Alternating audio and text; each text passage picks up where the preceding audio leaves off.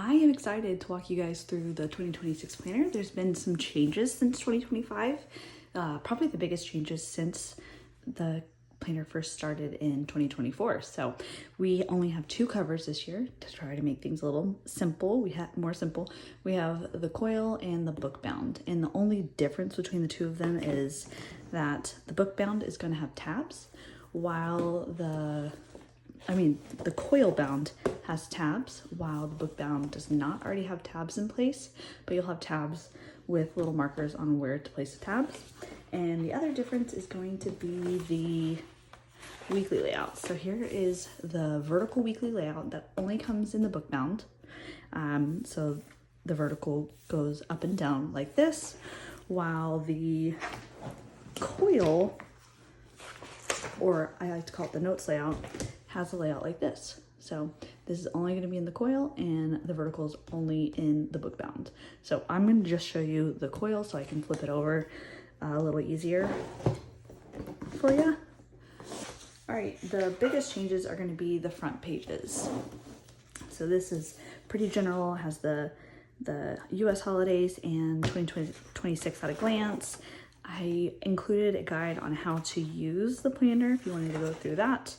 Where to start. If you're feeling overwhelmed, this is the perfect place to start, because it is a big, large planner with a lot of information in it. So here's where you would start. A couple other framework ideas for you. Of course, we have the dream life, which I like to do a vision board on and cut and paste some photos. And then we have how to goal set. I walk you step by step through my process, and the goal pages look a little bit different. So I added some more space for you to really break down your goals and how you're going to check in and what you needed to adjust and habits that you can put into your daily life. So there is 8 of those. You don't have to use all of them. And then time audit is going to look a little different as well. So I only included 1 page of, this is the life audit, but so this is the life audit. It walks you through how to do a life audit, some things that if you wanted to get rid of some things in your life, if it's feeling too full or too much to manage, you would do the life audit. And then we go into creating routines. I have mapping out where your energy levels lie so you know when to do certain things, and brainstorming your priorities, creating your chaos habits, which is explained in the planner for you, and then getting into the actual creating of the routines, which looks a little different than it did previously. Here's an example of it. And there's 4 sections for you to do routines. And then we have a mood booster menu, which is a little bit different. This is new in there. So if you're feeling kind of down, you're not feeling like getting up and doing the things that you need to do, make a list of mood boosters, and I've included a few of my favorite ones. And back to the time audit, because I just realized that there is a reason why I couldn't find the page, and it's because on the time audit, you will get access to printing out your own time audit, so you don't have to actually keep it in the planner. You can do as much as you want or as little as you want, because I was finding that people either would use it for a couple days, would use it for the whole week, so I wanted to give you the flexibility to do it as much as you want. That's why it wasn't in there, and why I didn't put the life audit in instead.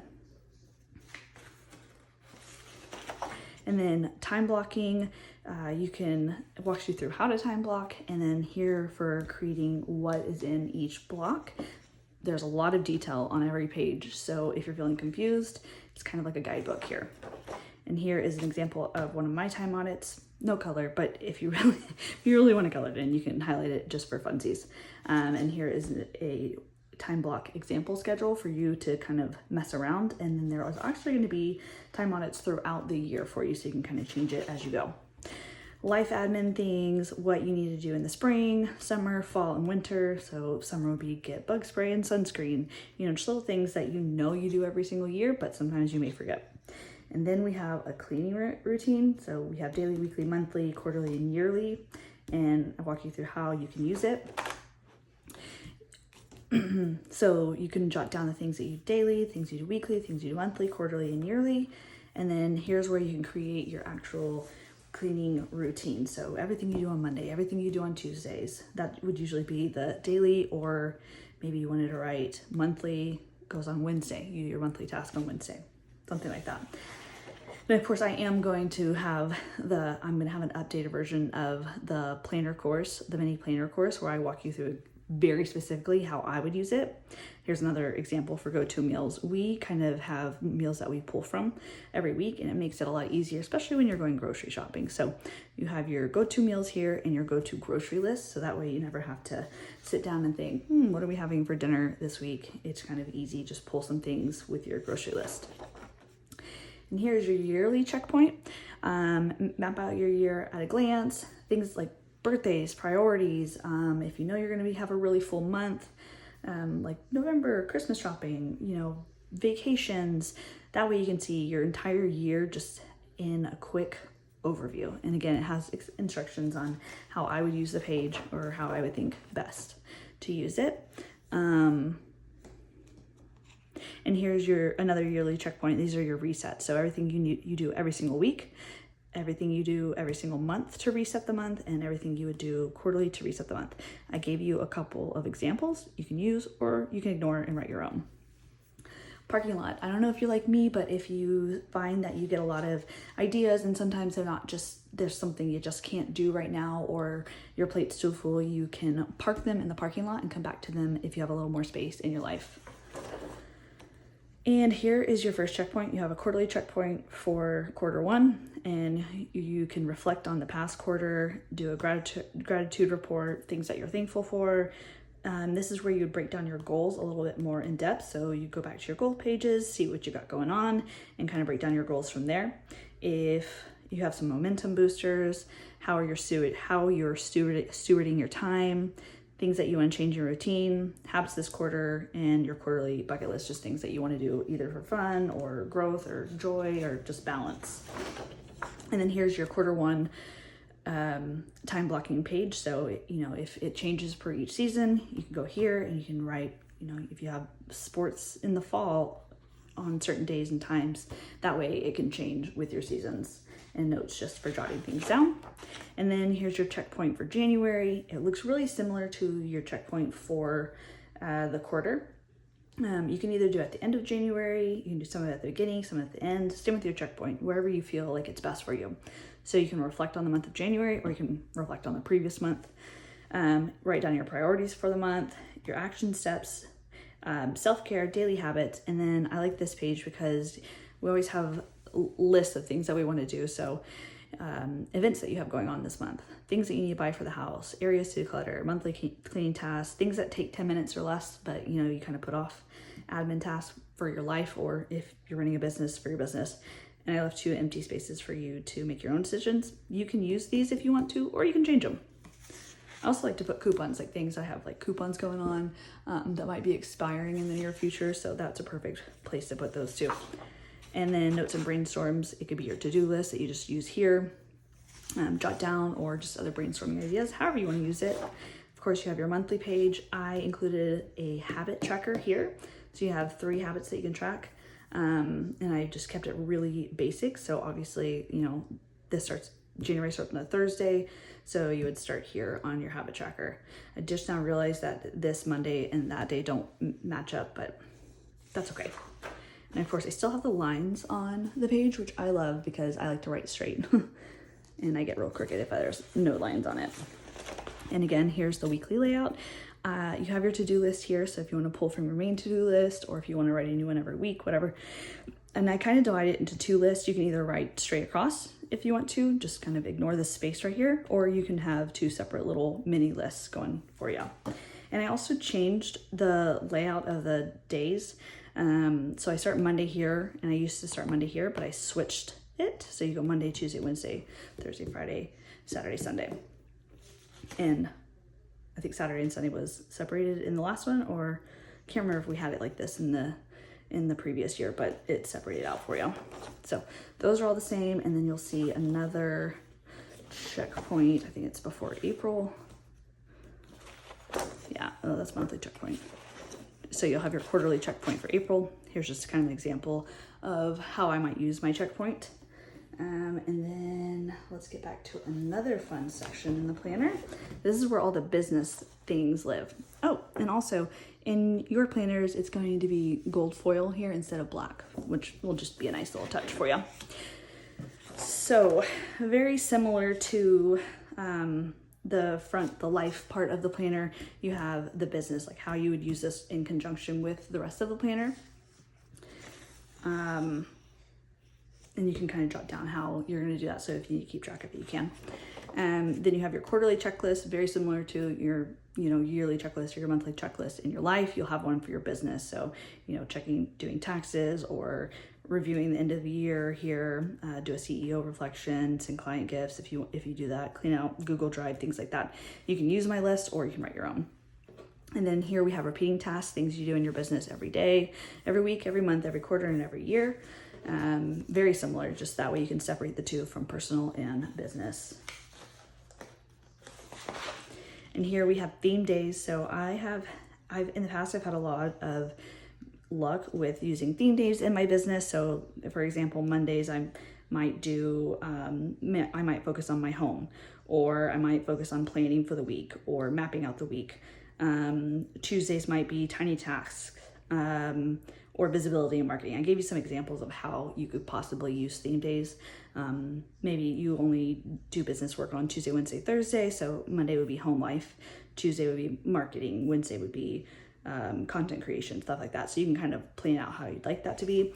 And here's how you can kind of plan your theme. So if it was marketing, you would write down the theme is marketing and kind of jot down what you might do for marketing specifically. Create Instagram posts, send emails, that kind of thing. And then we have brand strategy, which I want to keep nice and private until for only the people that buy the planner, just as a little added perk.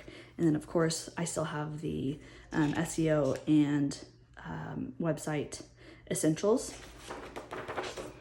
And then I did just a really basic business budget. So, things that happen every single month and possible variable expenses that you might come across in your month. And then if you want to average out like your sources of income that you think you might get during the year, just kind of keep an eye on that. And then here's where you can kind of jot down what you brought in, what expenses you had, just the total numbers, kind of simple. I'm a big fan of using like QuickBooks or Excel to really get into the nitty gritty, and I didn't want to make this 500-page planner. So this is kind of just an overview, so you can kind of quickly glance and say, okay, this is how much I made this month and this is how much I spent, and so on and so forth. Then we get into the content planning toolkit, which is a lot of people's favorite, and I did change it up a little bit. So here's your monthly marketing focus. If you maybe sell small gifts and it gets really busy for Christmas, you can kind of plan out, October I start, planning out sales for November Black Friday. Or if you create like shirts or stickers or something you like to do seasonally, you can kind of plan out when you start focusing on creating that and selling it. Because like Halloween, we might start a little before October.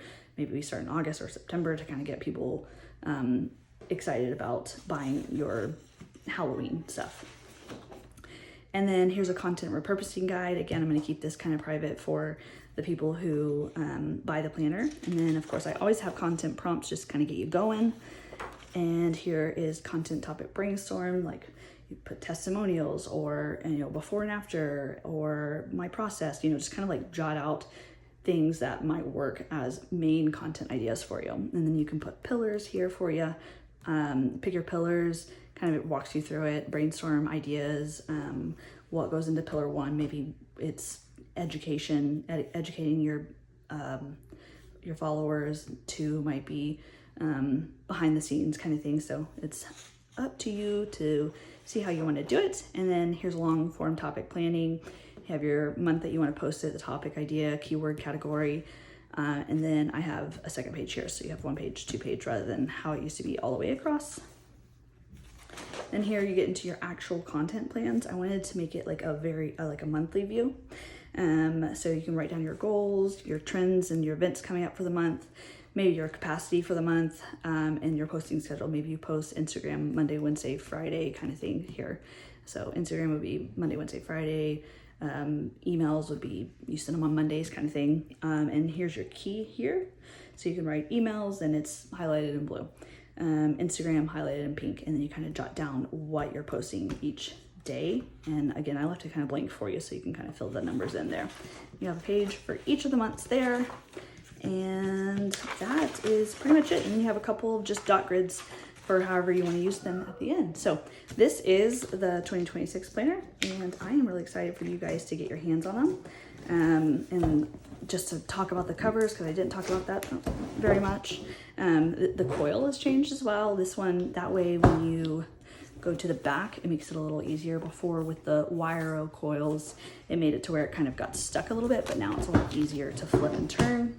And this one is a pink gingham pattern for you, and it's the book bound, and yes, it opens all the way and lays completely flat, which I love. And they have, has this to keep it together. It has a bookmark for you. I've seen people also use this elastic band to kind of hold their place as like an extra bookmark, which is really cool. And then this one comes with a clip-in bookmark that you can kind of take out and put wherever you need it to go. So that is just a quick overview of the 2026 planners, and can't wait for you guys to get your hands on these, because they are going to be so good in helping you get your life organized.